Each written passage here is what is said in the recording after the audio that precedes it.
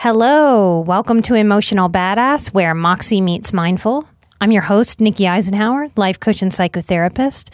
And on today's episode, I'm discussing part 2 of a 2-part series, What is Wonderful About Men and Masculinity.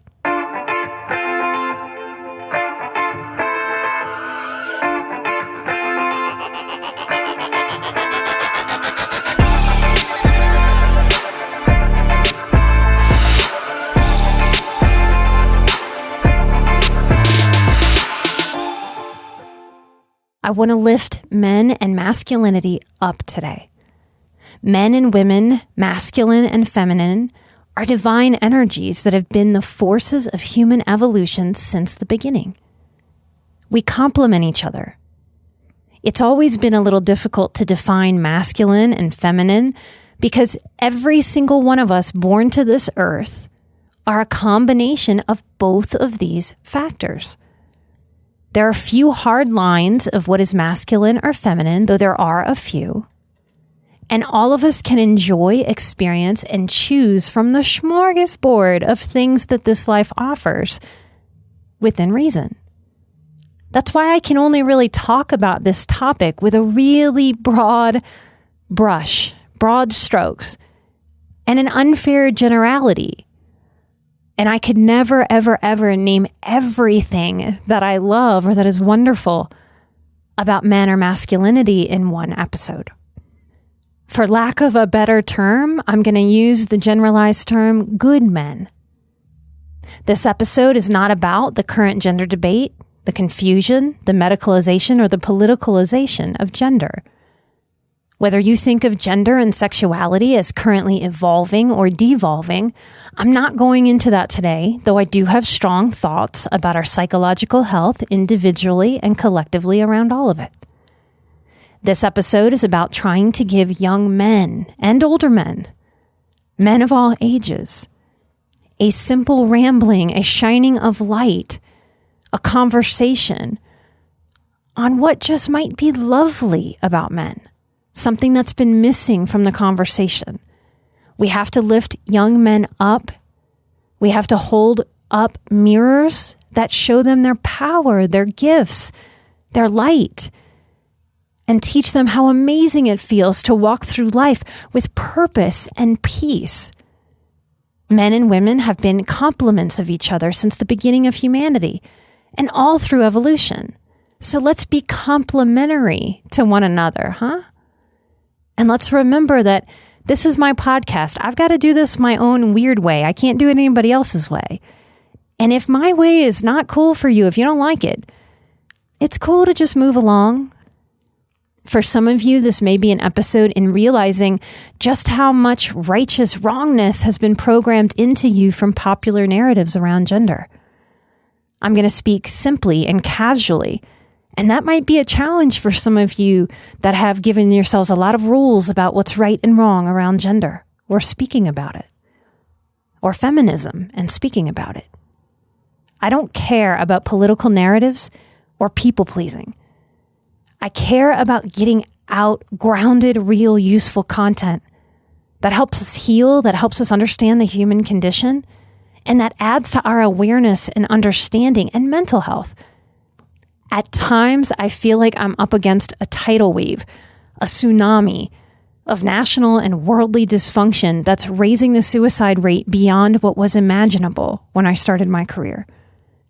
We are, despite so much so-called progress, losing ground on mental health in this country and beyond. Those of you supporting me, supporting this show on Patreon, I face that tsunami with y'all at my back. Thank you for helping me continue all these years, for offering your support. For this episode, I'm imagining that I'm talking to young boys, to young men, to early adult men, to middle-aged men and older men, and the women that love, support, nurture, partner, and are concerned and want them to be guided and guided well towards health and wholeness. Adults, I will be addressing your adult self and your inner child. I hope that makes sense because it's the only way I know how to do it. And if I sound like I'm speaking to a child, I hope that you find that soothing, not insulting, I often talk to my own inner child and my clients' inner children. I'm a mental health expert, and basically, I try to help people make simple sense out of complex things. And I hope to do a good job of that today. So let's spread some love and light for the men. Firstly, let's talk about bodies. And why not just start here, huh? Isn't it amazing that our bodies have physical characteristics that parallel and show us parts of our feminine or masculine ways? Don't believe me?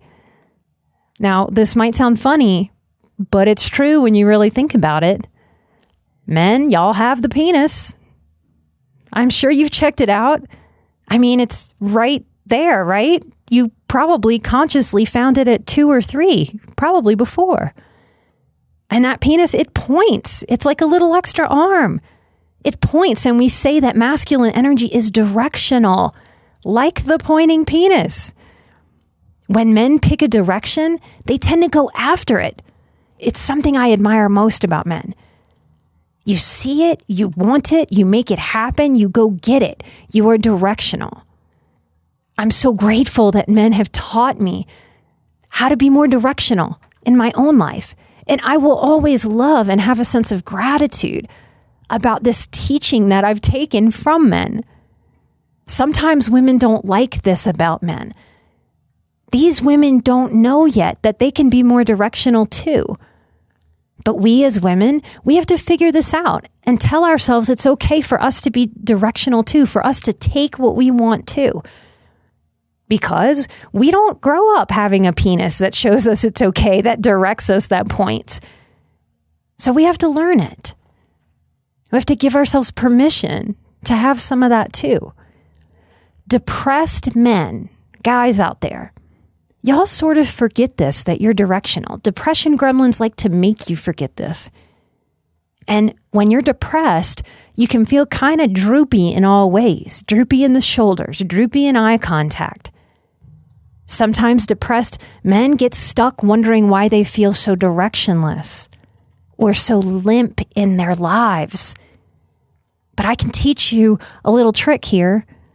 If you've ever felt lost or directionless or depressed, well, you can perk up your shoulders, your eyes by picking a direction and making a decision in that direction. And it doesn't need to be the exact right decision. And it doesn't have to be the exact right direction. It can just be the next decision so that you can get some ground, gain some ground. Go in a direction like your nature wants for you. That might sound like saying to yourself, I'm going to go get on YouTube and I'm going to learn how to make a table with my bare hands. Or I'm going to learn how to do an oil change in my own car. Or I'm going to apply for a new job as I figure out what I want to do next. Another direction might be I'm going to ask as many girls as I need to out until one says yes. Or I'm going to work hard and buy that car that I want and dream of. Or I'm going to bake a cake from scratch. I'm going to learn how to bake it and it's going to be fluffy and soft. Or I'm going to invest some money for my future. Men, when you feel depressed, it presents differently in women. We are the emotional expressors of emotion. And a lot of the research that's out there about depression is through the female lens of depression. And it looks different in guys. So when we know this, we can take care of ourselves. Women, we can support the men in our lives by helping, guiding, and encouraging, not taking it on for them, but guiding, supporting. And that's our nature. As caretakers, as receivers, as holders, as comforters, as nurturers. Something that I really love and appreciate about men and masculinity, good men have a strong character. They take responsibility for themselves as a leader. They're dependable, they're solid. They own their mistakes and shortcomings with simple grace.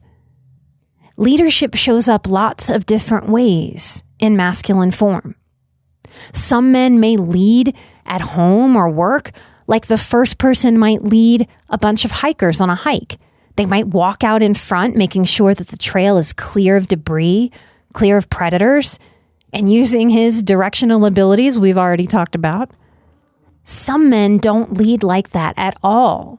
Some men lead like a famous person's bodyguard, letting others walk in front, go wherever they want to go, and they let others take the lead position so that they can hang back, observe everything, almost become invisible until a moment of threat or danger or need, whether his partner at the head of the pack stumbles and needs an assist, or a predator jumps in front, ever ready if needed, a quiet protector, a quiet leadership. For men, in a way that is simple and beautiful, when a feeling or an interaction is over, when it's done, if they have a fight with a buddy, when that fight is over and done, they move on, they let it go, and they move past it with ease. It's one of the reasons that I felt really safe with men, because whenever we have a conflict, I can feel that they can let go of it. If they're a good man with strong character, they can let go of it. And I appreciate that so much. What I've loved about good men in my life is that they feel pretty consistent, secure, rooted in who they are. And they don't put on airs about pretending to be anybody else. There can be a quiet confidence. Something I love and appreciate about men and masculinity is that there are hugs and safety and, yes, even a smell. And that might gross some of you out, but the truth is we are creatures and we smell each other just as much as dogs smell us. We really do. We just don't register it. I love those masculine smells, whether that's a nice clean soap or some kind of cologne. I love hugging the men in my life. Now, I love hugging the men in my life so much so that I really had to have a conversation with my now husband about that when we met and were dating. I wanted him to know that I really needed him to be super secure and to trust me, that I am loyal and I do not cheat. Because if he was going to be with me, going to marry me, going to build a life with me, he was going to have to see me hug so many men and really love them and not be threatened by that. And trust that I would not love them in a romantic way, but more in a mom way sometimes, or a sisterly way, or a cousin, or a coach, or a counselor, or a friendly way. That's something that I need, I value, and I appreciate. And I wasn't willing to tuck that away to just make Chris that I love not insecure. So I requested that he become secure around that and trust me. Some men have a soft, easy, like one little arm, quick little hug. It's easy and breezy. I think that if I ever got to meet Willie Nelson and he gave me a hug, it would just feel like nice and soft and easy and gentle, but still strong and manly in his own way. Some men have a fluffy, maybe pizza-fueled kind of body that's kind of big and squishy. And it's so comfortable to just kind of melt into that hug just for a moment and just be with that other human being. Some men have wide, chiseled muscles, and that feels so different than a soft body. But that feels masculine and strong, precise and intentional. I like those hugs too. Sometimes I can feel like an adult brotherly vibe from a man when I'm giving him a hug. And sometimes I feel that sweet little boy that feels a feminine maternal energy for me. And I like those hugs too. I love when men put a little effort into their appearance. They groom their beard or their hair nicely. And if I know that they're lifting weights and I see their muscles getting bigger each time I see them, or they bought a new shirt that's a beautiful color that brings out their eyes, I love noticing and complimenting them. I don't believe men receive enough genuine compliment from all people. And I like giving that with generosity, and I like seeing them beam with a little bit more pride. Women, we might be more of the sort of peacock, beautiful feathers side of the human condition, but men like to get noticed too. I like how good men try in life, even with their style, and they develop a sense of style that's uniquely their own. I love that about all the different men that I've ever had the pleasure of having in my life. I want to share with you some things that might surprise you. This is a list of things that men of their own volition have come to me for over the years as a counselor or as a coach.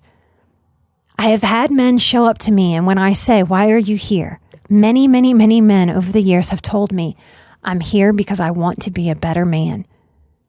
I wish media shared that kind of story more, that there are so many men, just like there are so many women. There are so many people on the planet that are trying genuinely and authentically to be better people. I wish that got more airtime, more light than all of the atrocities that happen all over the world. When a man shows up saying, "I want to be a better man, a better person," that shows insight, it shows drive, it shows intelligence. It shows a desire to go in the direction of better in every way. And it shows that he wants to be a better connector with the other people in his life. He wants to be a better giver, a better holder of space. I've had men tell me that they've shown up just because they want to be a better husband specifically. They want practical tips from me about how to be a better listener for their wife, or what would really help her have less stress, because they are interested in ensuring the longevities of their family. They want their wives to be happy and satisfied and fulfilled. They want to be a strong force for the family, a loving figure, but not a pushover. They want to know how to be a strong disciplinarian, a healthy disciplinarian. They are vested in growing the security of their families individually and as a unit, and having strong bonds. Men are often interested, good, strong men with strong character. They are interested in the maintenance of themselves and their relationships, just like they might be interested in keeping up with the maintenance of a car or a roof or their yards. I've had many men sit with me and say, "Nikki, how do I let the woman in my life know that I like her body? I don't want her down on her body. I don't want her to lose weight. I don't want her to be self-conscious. I think she is beautiful, but she doesn't seem to believe me." It has warmed my heart so much to have men show up to me in this way. So many men who have shown up saying, "Help me be a better dad. I want to be close to my children. I want to give them what they really need, especially if they're going through divorce."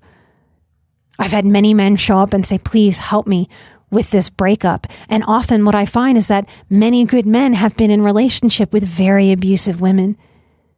I've walked them through how to do those breakups and stay safe within themselves, keep their boundaries, and then mend their broken heart. I've had men of all ages be with me during the process of them becoming or healing from being a widow, sometimes to the great love of their life. I have shed so many tears with these men. I wish I could show you in picture form or a piece of art the massive size of their hearts. And I wish I could make the news celebrate that more than the violence. Many men have shown up to me to want to eradicate drugs, alcohol, and addiction from their lives. They've shown up earnestly and honestly to work on managing anger. They recognize that they grew up with an angry father and they don't want to be, and they are here to break the cycle. Many men have sat with me and said, "How do I help the women that I love heal from the abuse that other men have done to them?" They've talked to me very intimately about what happens through their sexual relationship, learning how to help that woman feel safer and come out of her shell and let go of that old trauma. I have to help them know that they cannot heal this for them, but they can be strong pillars of support, love, consistency, security, and strength, and show them what is wonderful about their masculinity, to help compensate for the horrors that they have endured at the hands of the worst of men. I've helped many men heal from their own systematic childhood, emotional, physical, and yes, sexual abuse. So many men in this country and beyond endure sexual abuse in silence. So much more than women, a lot of those men will carry those secrets to their grave, scared of what it might mean about their sexuality, scared of how people might react, scared that they didn't have enough strength as the stronger physical sex to stop an assault from happening. The emotion that I have processed with any of you who have shown up to work on such issues with me. I want you and everyone to know that you, sweet men, healing men, growing men with integrity, you are just as emotional and deep as I am or anybody else. And you are all impressive survivors. And I want you to bask in the amazingness of your maleness, as you are nothing like the men who hurt you. And no, you were not destined to be an abuser because you were abused. If you jive with the way that I talk about this mental health stuff, it means you have insight. And that is everything to heal anything that you need to heal and let go. You were not destined to be an abuser. If you were, I promise you. This one might shock you. I've known more men to be romantic than women. Now, women might desire romance more, but men, if they decide, that directionality comes out. They go after it. Men make it happen. Men risk rejection in the name of romance and love. They tend to have more comfort showing their love with action than speaking their love. If anybody spent time with very little boys, boys climb. They see a tree or a dining table, a coffee table, and they want to conquer it. They want to get to the top and scream, "King of the mountain." They go after what they want. They go after it in business. They might go after learning a new instrument. They might go after an investment. They go after what they want. Men have been having an awakening. And I have so much compassion for men across time, not just the ones that are alive now, experiencing this permission to have emotional awakening, to reconnect to their emotional selves. You know, we like to have this story as a culture, and it's certainly a strong story with a whole lot of proof. But we like to say that women didn't have choices in decades past, that the only path for women was a strict gender role of wife and mother and making babies. And we have grown as women to now today to be able to take any and all options we want. But if we look at this same storyline for men, you really think men had more choice? Men didn't have choice either. They had to be the breadwinners. They had to be the providers. And before that time in our human history, they had to risk their lives in war and in battles, and in finding food. In this way, historically, men have endured so much violence with no choice in it. In part, this is why, as far back as we can know, men have been conditioned, taught, told to push down feelings, to ignore them, in fact, so that they could smush down their emotional humanity to be able to fight, to be able to defend, to be able to protect, hunt in the woods alone all night with predators, and go off to war completely away from their families. In our more modern society, we are leveling in this way. Naturally, masculinity is to feel deeply. Even men from generations long ago that presented as burly, harsh, feelingless. No good man can be loyal to a family, even to a military or to a country, without having a depth of feeling, and risk their lives for those very things that he felt loyal to. That is proof to me of very deep feeling, very deep commitment, very deep connection to sacrificing the self for the greater good of others. Why don't we celebrate this more? Why don't we teach little boys this kind of truth? We are now just giving men permission to allow the emotions that have been biologically and spiritually always normal and available, but thwarted and smushed by the human condition that has been so full of necessary survival to be able to get all the way to here. Just because we still have far to go in so many ways does not mean that we haven't already come very, very far. I am a strong, capable, trained in self-defense kind of woman. And I so very much appreciate the men who would have my physical back in a second. I like walking the earth with you. And I like being in this time with you of your collective emotional awakening. There is also a linear boldness to men. If we go all the way back to caveman days, men had the job of going out hunting food.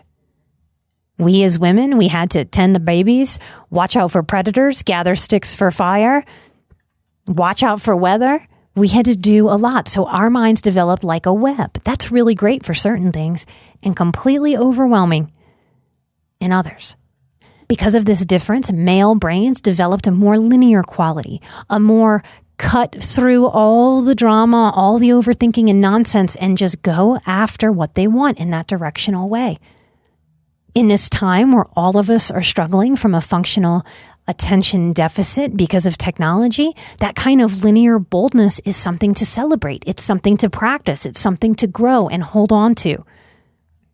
I've benefited so much from giving myself permission to, at times, let go of my feminine webby thinking, if you will, and lean into my own masculine side. To go, how would a man think about this? And give myself permission to practice a linear, a simpler, a shorter distance from point A to point B so that I can have clarity and go after what I want. Men are natural teachers. They're passers down of knowledge of how to do things with their hands. Men typically work on cars, work with wood, and their hands. Are my computer nerdy guys? You guys know how to do things with money and tech. Engineering guys, you know how to see how things fit together, what will work, what won't in such a way. Now, I'm going to say it, mansplaining. Yup, a man will explain something to me when I didn't ask. That is mansplaining. I don't like making this bad. I don't like making women the victim of this and men wrong for this. It's their nature. It's your nature, men. From the best of men, that kind of explaining is to ensure that I have everything that I need. That is sent with love and care, not some kind of dominance from a good man.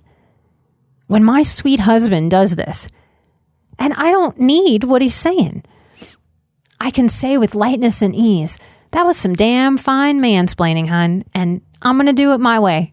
Thank you, I've got it. And we can laugh. I know he's mansplaining. He knows he's mansplaining. Guys, y'all feel secure when you're needed and wanted.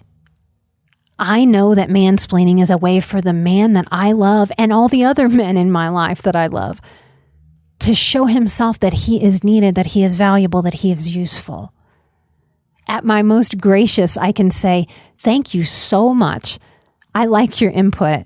I needed that little part. I didn't think about that. Thank you for shining light on that. I don't have to be threatened by a man telling me a way of doing it. I can do it my way or not. I can take a tip from them or not. It's okay from my perspective to allow the men in my life to feel needed and useful. This is not the same thing as being overly needy or some kind of damsel in distress. Basically, I've learned to be confident and capable in my femininity, which also means that if a man mansplains something to me and his wisdom is better than mine, if he adds something, if he brings something to the table, that's not some kind of shot to my feminine nature. I can have gratitude for that. That is the yin and the yang of masculine and feminine. I can grab that, be grateful for it, and add it to my knowledge. There's a beautiful getting it done, nose to the grindstone quality that I've learned from men. And I like how it balances me too.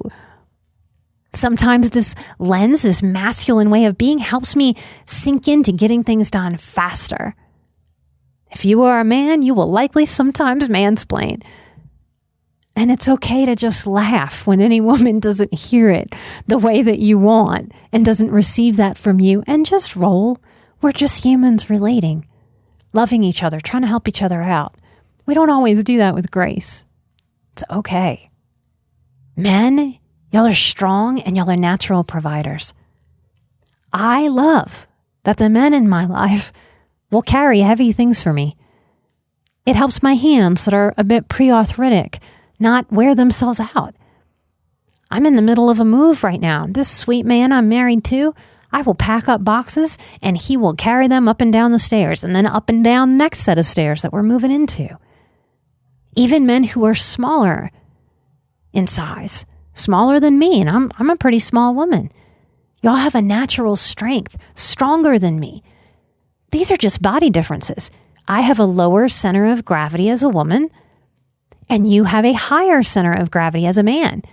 You have a natural, stronger upper body strength, more available than mine. I have to really work to build my upper body strength.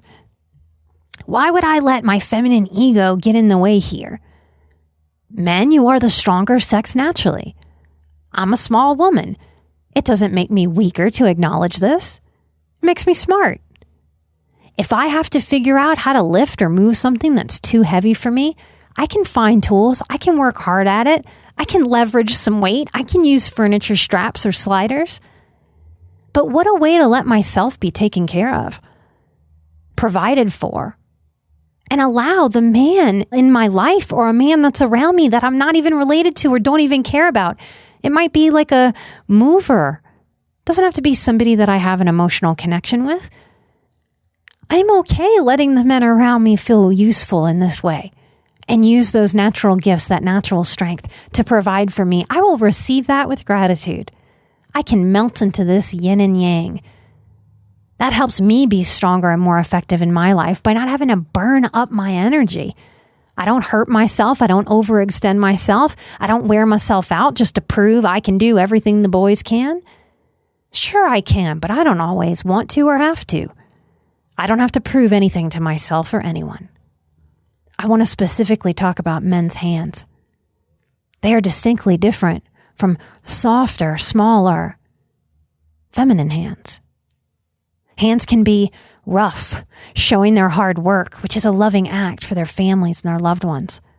I grew up with my grandpa being a woodworker and a sign maker and a gardener.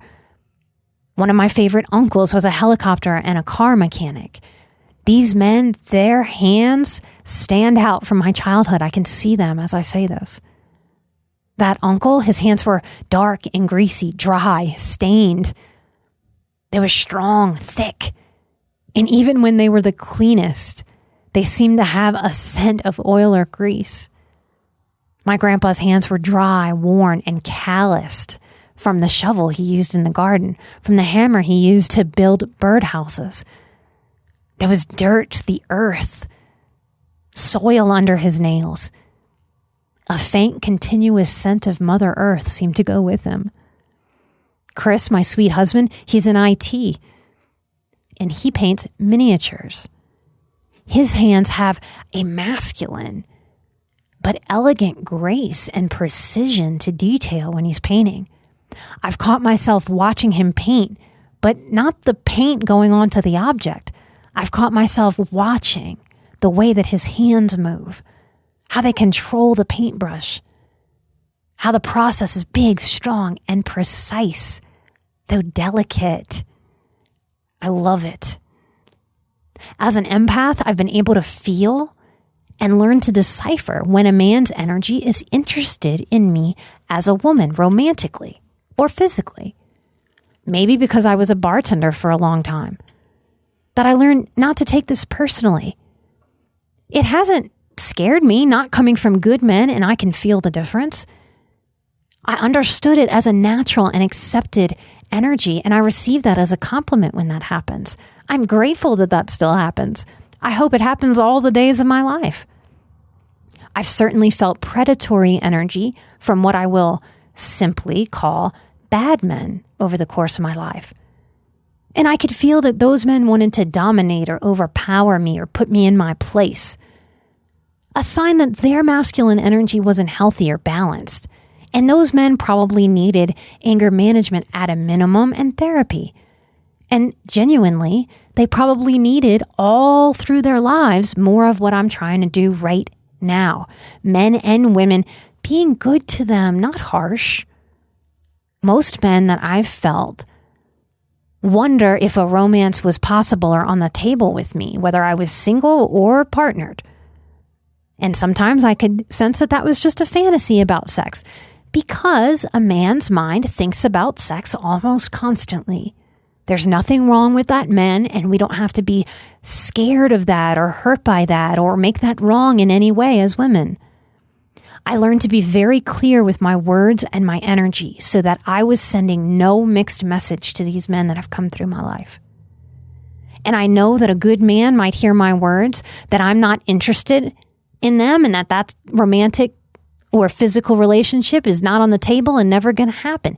And they might hold out for a bit to see if that's true. Especially because in our culture, people, men and women, if you are straight or gay as a man, can play some cat and mouse, some intentional mixed messaging. Like, I don't like you, but I want you to chase me. I want you to work for it, which is a very convoluted mixed message game. So I've learned that with a good man, if I am consistent in my words and energy as a woman, consistent that nothing sexual or romantic is on the table and will happen ever, that pretty soon I can feel as an empath them let go of that hope. Good guys let go of that hope. Master manipulators don't. Good guys shift into seeing, believing, and genuinely feeling me as more of a sister or a friend. I very much empathize with how confusing it must be to be a man and try to navigate mixed messages from women that friend zone them but still kind of flirt. Good men accept what women offer, and in this way, no more or no less. When I am in my integrity of my power here, it helps a good man figure out where they stand with me, and then we can build a really solid relationship if that's what we want. I want to share this from my story in closing, just to share it. I'm not totally sure why. I just feel called. That's intuition for you. It's easy to look at my story, particularly my trauma story, and go, sure, Nikki is enthralled with male energy. She clearly has the market on daddy issues. I mean, not one, two fathers really abused her, neglected her. And sure, you can make that argument, and you can make it a strong one. I have memories in kindergarten and for many years after as a child. My youngest sister was born when I was 5, and I'm one of 3 girls. But I was already, before my youngest sister was born, begging my mother for a brother, well before my parents divorced, when my father was in my life daily, before I had any abandonment wound. This was long before I was abused by my stepdad sexually, and before my grandfather and functional father died when I was 17. I can remember arguing with my mother that I didn't just want a brother, I wanted an older brother. I remember her trying to explain that to me at between 5 and 10, that was truly impossible to get an older sibling. I think I wanted male guidance. I liked that energy. I trusted it. Something about it felt like a yin and a yang, like puzzle pieces that fit together. I've always loved male energy. I was one of 16 grandchildren on my Grammy and Grandpa's side that I most talk about on the show. And out of those 16 kids, 12 of us were girls. And of the 4 boys, I was really gaga over 3 of them. For me, there has always been something so grounding and caring about masculine energy when it comes from good men. And I've needed that complement of good men to help me grow more fully into my femininity and let go of the ways that bad men have hurt me. I am a feminist of my own definition. I don't identify with any wave of feminism at this point or what anybody else is going to tell you that word is and define it. It's my definition. I'm not willing to give up the word. My feminism, the feminism that I was taught in feminist theory and counseling by Dr. Barbara Herlihy during my master's program, is about lifting up all underdogs. And in that way, my feminism is about lifting up pretty much everyone who's had struggle and wants to grow and is taking responsibility for themselves, no matter what they've been through. I've always loved men. And I hope you out there listening, I hope you allow yourself to love what's wonderful about men too. And men out there listening, I hope you give yourself massive permission to love yourself more deeply and fully than ever. The world and other men, particularly younger ones who look up to you, they very much need you to do so, not to mention your inner child. The call to action is that you can be down on men and get on these narratives. You can also be silent on men. Or you can be part of the change you want to see in the world, part of the powerful butterfly effect, and you can do your damnedest to lift men up and spread goodness. How could any of us think that we have more power than this to change the dynamic of school shootings and unnecessary violence and suicide? I have been wanting to do an episode on what I love about men since the very first year. In some ways, I'm so sorry it's taken me so long. And in other ways, I hope this is a new beginning of celebrating what is masculine. Women who are out there, we lose nothing when we celebrate the masculine. The more that we lift up the masculine, the more that we lift up our daughters who are going to date, partner, and marry with them and reproduce with them. This is good for humanity. There is no downside.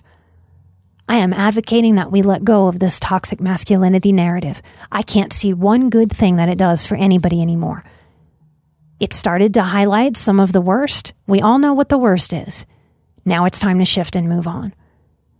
I very much believe that we change the world one person at a time. That's why you hear me passionate in this episode and every damn one I record. You have so much power. And I know there's so much that goes on in the world that we look at and we go, my God, I could not feel more powerless. That's just a feeling.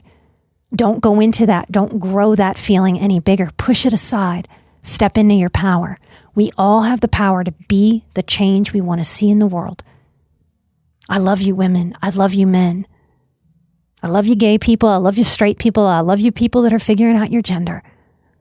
Let's be more loving. If you want to learn to love yourself even more and have really healthy boundaries, come check out my boundaries course. It starts in October. We're going to blink it. It's going to be there.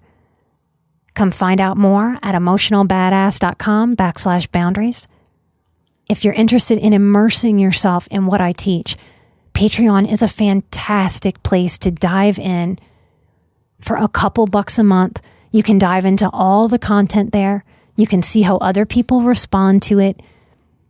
You can instantly download the exclusive episodes that are not available here on this public feed.